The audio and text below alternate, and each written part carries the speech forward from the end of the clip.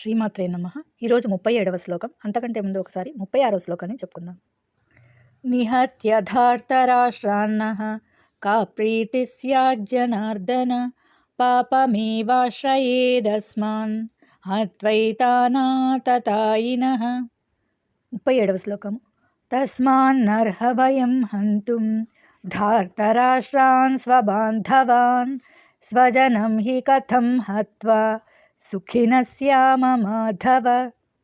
తస్మా అంటే కాబట్టి, నర్హ అర్హత ఎప్పుడూ లేదు, నర్హ అర్హత ఎప్పుడూ లేదు, వయం మనం, హంతుం చంపటానికి, ధార్తరాష్ట్రాన్ ధృతరాష్ట్రుని పుత్రులను, స్వబాంధవాన్ స్వంత దయాదులైన, స్వజనం బంధువులు, స్వజనం అంటే సొంత బంధువులు, హి తప్పకుండా, కథం ఎట్లు, హత్వా హత్వా అంటే హత్య చేయడం చంపటం వలన, సుఖిన సుఖంగా, శ్యామ కాగలము, మాధవ శ్రీకృష్ణ అంటే కాబట్టి స్వంత దయాదులైన ధృతరాష్ట్రుని పుత్రులను మరియు బంధువులను చంపటం మనకు తగదు.